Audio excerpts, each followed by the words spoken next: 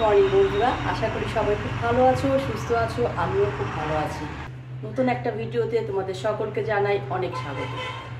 আজ মঙ্গলবারের এখন বাজে পৌনে 12টা। সেই জন্যই তোমাদেরকে গুড মর্নিং করলাম। 2-3 দিন বৃষ্টির পরে আজকে একটু রোদ বেরিয়েছে। আর রোদ্র বেরোনে মানে বুঝতেই পারছো, প্রচুর জামা কাপড়, সেগুলো সকালবেলা কেচে ধুয়ে মেলে দিলাম। অনেক জামা কাপড়, সেগুলো কাচা ধোয়া করলাম, মেলে দিলাম। কিছু জামা কাপড় শুকিয়ে গেছে, সেগুলো তুলেও নিয়ে এসেছি। আর এখন আমি স্নান করে এসেছি। এবার রান্না করবো। রান্নাটা আজকে দেরি হয়ে যাবে। কী কী রান্না করবো সেগুলো তো তোমাদেরকে দেখাবো। আর তার আগে না, এখন কিছু খাইনি, স্নান করে চলে এলাম, পুরো ভিজে গেছি।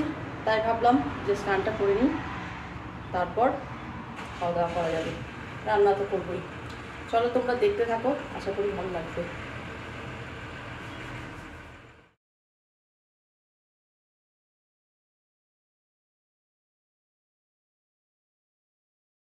সকালের টিফিনটা খাওয়ার আগে তোমাদেরকে আমাদের বাইরের পরিস্থিতিটা কেমন আছে সেটাই দেখিয়ে নিই।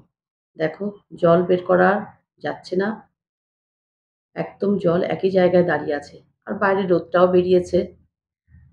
জানি না এর কোনো বিকল্প পদ্ধতি নেবে কিনা। চলে এলাম রান্নাঘরে। এখন দুটো পাউরুটি একটু সেঁকে নেব, কারণ কাঁচা পাউরুটি খাওয়াটা ঠিক নয়। তাই পাউরুটি দুটো সেঁকে নিয়ে একটা ডিম আর দুটো কলা নিয়ে নিলাম। কলাগুলো একটু ছোট ছোট, তাই দুটোই নিয়ে নিলাম। নিয়ে এটা এখন খাওয়া দাওয়া করে কাজে লেগে পড়বো। কাজ মানে তো ঘরের কাজ সবই হয়ে গেছে, এবার তো রান্না বান্নাটাই করতে হবে। আর ওই যে বলেছিলাম যে অনেক জামা কাপড় কেচে দিয়েছি, পাপোশগুলোও গতকাল কেচে দিয়েছিলাম, সেগুলো এখনো একটু ভিজা আছে বলে এখানে এইভাবে দিয়ে দিলাম রোদ্রে। আর প্রচুর জামা কাপড় কাচা হয়েছে।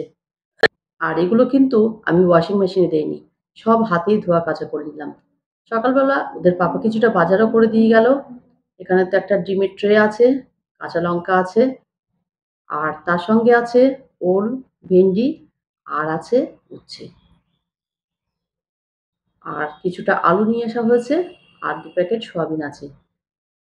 বাজার রেখে দিয়ে তো চলে গেল। এবার আমি কি রান্না করব সেটাই ভাবছি। চলো, রান্না বান্না তো এবার শুরু করব। মানে আবার একটা পর্ব শুরু হলো। সকাল থেকে এই আমার চললো দুটো পর্ব। সকালবেলায় রান্নাঘরটা গুছিয়ে ফেলেছিলাম, মানে স্নান করতে যাওয়ার আগে সবকিছু পরিষ্কার করে রেখেছি। ছেলেদেরকে টিফিন দিয়েছিলাম, তখন রান্নাঘরটা ভালোই নোংরা হয়ে গেছিল। এদিকে উচ্ছে, আলু, পেঁয়াজ কেটে নিয়েছি। এটা সর্ষে বাটা দিয়ে চচ্চড়ি করব। আর রান্না করব ওল। ওলটা কিভাবে রান্না করি সেটাই আমি তোমাদেরকে দেখাবো। দেখো, ওলটাকে কিন্তু আমি প্রথমে সিদ্ধ করে নিয়েছি।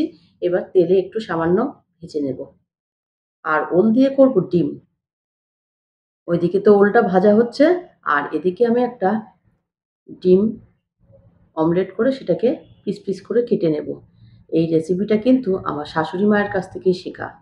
আমি বাপের বাড়িতে থাকতে কোনোদিনই এইভাবে ওল দিয়ে ডিম দিয়ে রান্না দেখিও নি, খাইও নি। কারণ আমাদের ওখানে এইভাবে খাওয়ার প্রচলনটা নেই। এখানে এসে শিখেছি, দেখেছি এরা এইভাবেই খেতে পছন্দ করে, তাই আমিও শিখে নিয়েছি। ডিমগুলো তো আমি ভেজে নিলাম, আর অন্যদিকে ওলটাও আমার ভাজা হয়ে গেছে।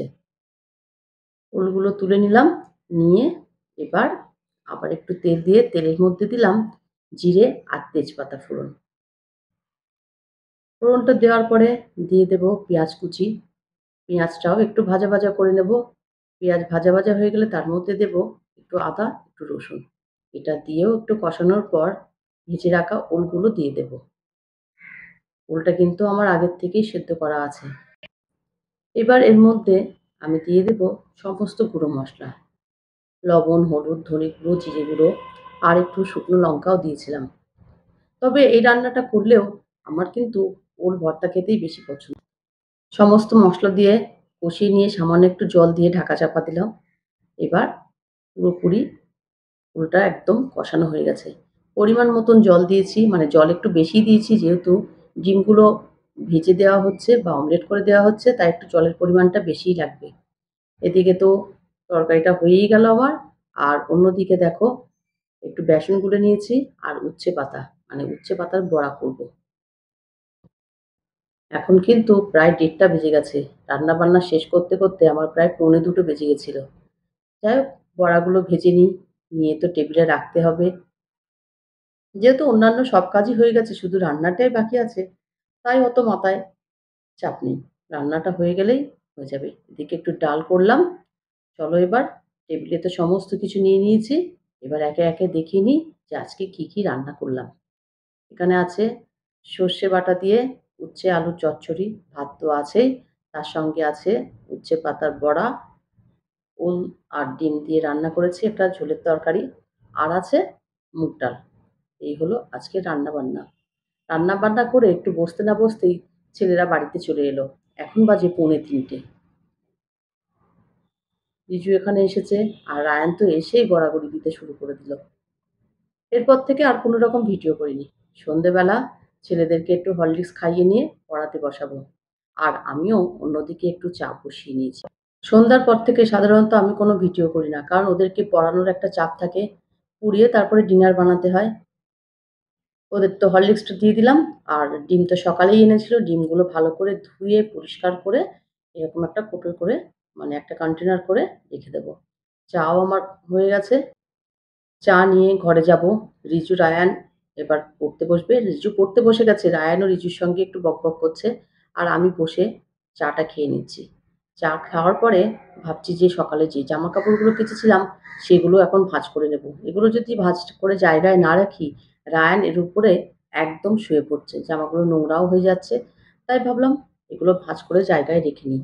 আর জামাকাপড় ভাঁজ করতে, করতে তোমাদের কমেন্টের নামগুলো উল্লেখ করি। সৌমিস কিচেন, সিয়ামস mom kitchen, daily life of Pratima, Arham Hossain, bright sunshine, খাওয়া দাওয়া। অনেক, অনেক ধন্যবাদ তোমাদের সকলকে। তোমরা এইভাবে আমার পাশে থাকো, সঙ্গে থাকো, আমার চলার পথে আমাকে সাহায্য করো। তোমাদের জন্যও রইলো অনেক, অনেক ভালোবাসা। আজ আর ভিডিওটা বড় করলাম না। আজ তাহলে এই পর্যন্ত। আমার ভিডিওটা যদি তোমাদের ভালো লেগে থাকে, please like, comment, share and subscribe করো। সবাই খুব ভালো থেকো, সুস্থ থেকো। দেখা হবে অন্য কোনো নতুন ভিডিও নিয়ে। টাটা।